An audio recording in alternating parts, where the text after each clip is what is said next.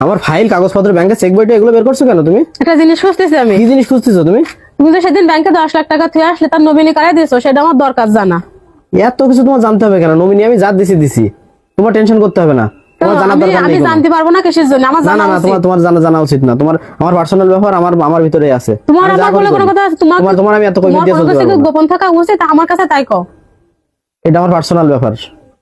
Nominee আমি যারে দিছি তোমার এত বুঝতে হবে না, তোমার এত জানতে হবে কেন এগুলো? কেন তুমি জানো না পাশের গ্রামে যে একটা লোক মারা গেছে, তার দুটো বাচ্চা, তার বাচ্চা দুটো পথে পথে ঘুরতেছে, তার তো কোনো টাকা পয়সার অভাব ছিল না।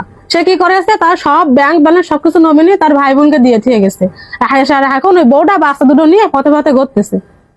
তাহলে তোমার যদি কালকে কিছু মানে তোমার যদি হয়ে যায়, তখন আমার কি হবে? এত টেনশন করে না তো, এত কিছু ভাবতে হবে না। ফিউচারে যা হওয়ার হবে।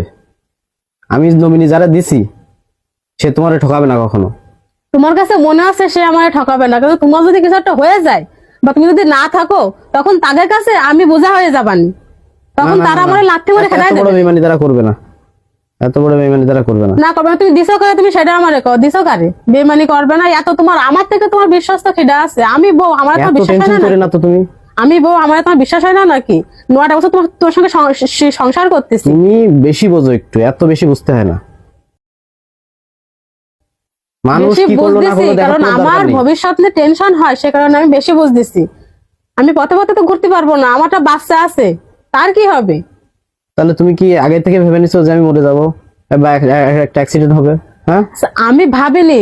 দোয়া করার জন্য তোমার আগে আমি মরি, তখন তুমি বুঝবা আমি কি করতাম, কি যে আমি কোন কারণে কোন কাজটা করতাম। তোমার ভালো, তোমার ভালোই আমি ভাবতাম সবসময়ের জন্য।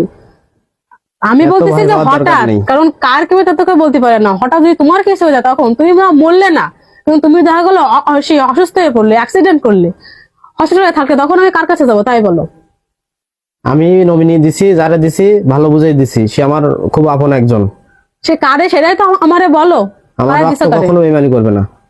রক্তই এখন বর্তমানে বেইমানি করে। তুমি বলো কারে দিছো?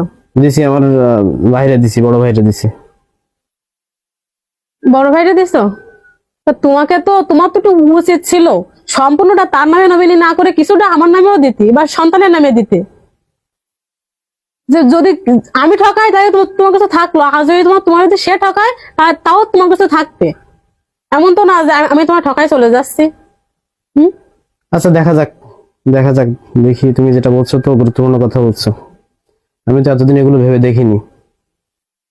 দেখি কি করা যায়। ভাবা না, তুমি বড় অবিশ্বাসই করো না, সেই কারণে তুমি এই কাজটা করিছো। এত বছর সংসার করতে হলে আমার লাভটা হলো কি? তোমার সন্তানের মাও হলো না, তুমি